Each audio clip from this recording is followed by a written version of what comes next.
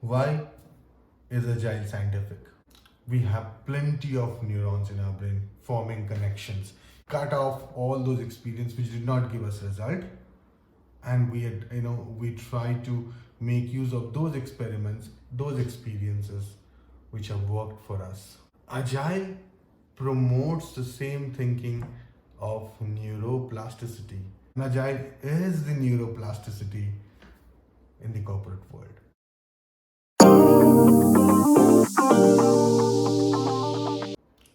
Why is Agile scientific?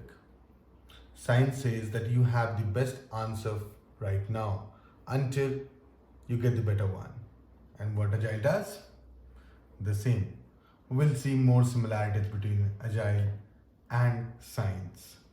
Hello, my name is Debopom Sanyal and I am your personal coach. Let me start this with a concept of neuroscience.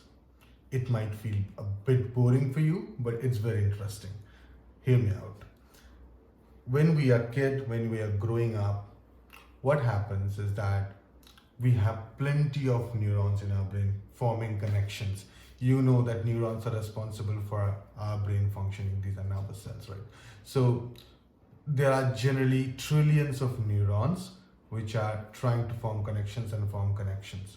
Some are weak, some are strong. And the way we experience the environment, the neurons get stronger and the weaker neuron connections get burned away, right? So what happens generally, an adult has around 100 billion of neurons, maybe between 86 to 100 billion, and those numbers come to that depending on the experiences that we have.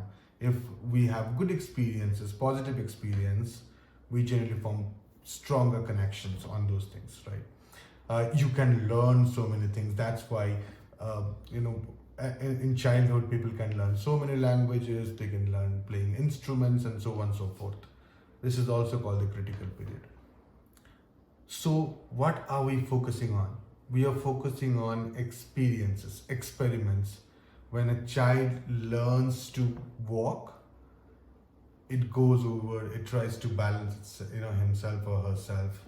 When they start seeing, they touch everything, they train themselves, because vision is not only about seeing things, it's also about understanding shape and all that, right? So they experience, and whatever the good experience or whatever the experiences they learn, they adopt it within themselves. What Agile does? The same thing, isn't it? Agile also let you do experiment, within your boundary, within your autonomous boundary. And what happens?